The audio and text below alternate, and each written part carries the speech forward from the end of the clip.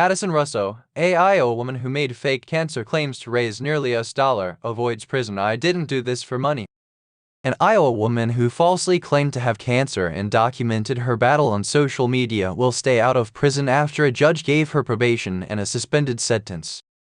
Madison Russo, 20, never had pancreatic cancer, leukemia, nor the football-sized tumor wrapped around her spine she that claimed in postings on TikTok, GoFundMe, Facebook, and LinkedIn. But over 400 people sent her donations. As part of the 10-year suspended sentence handed down Friday, she was ordered to pay $1 in restitution and $1 fine. If she stays out of trouble for 3 years of probation, she'll stay free.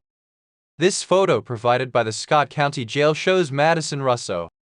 The Bettendorf woman pleaded guilty in June to first-degree theft. In court on Friday, Judge John Telline declined a defense request that would have wiped the conviction off her record if she completes probation successfully. He said people who deal with her in the future should know that she once engaged in a criminal scheme and that serious crimes must have serious consequences.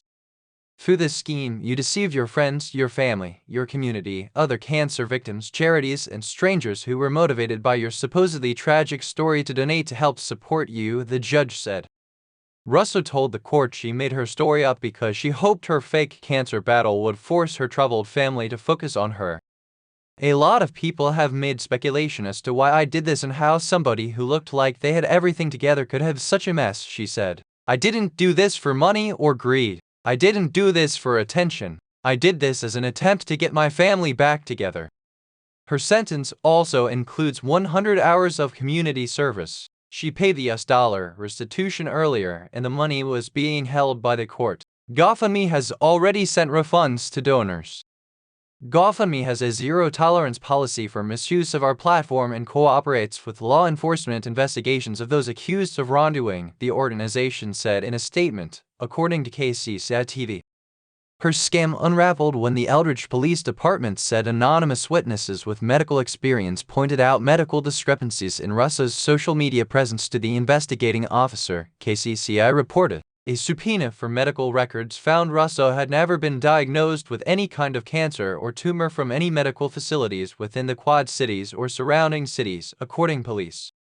She was arrested in January of 2023. Scott County Prosecutor Kelly Cunningham recommended against prison time because Russo had no criminal history, had good grades in college, was employed, and was unlikely to reoffend. That bothered Rhonda Miles, who runs a pancreatic cancer foundation in Nashville, Tennessee, that donated to Russo and testified at the hearing.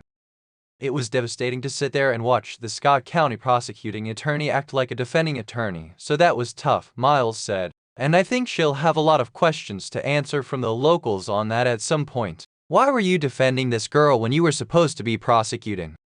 Russo apologized to the court and her victims and said she wished she had sought out help regarding her family. I fully acknowledge what I did was wrong, and I'm incredibly sorry, she said through sobs. If there was anything I could do to take it back, I would. The reality is I can't.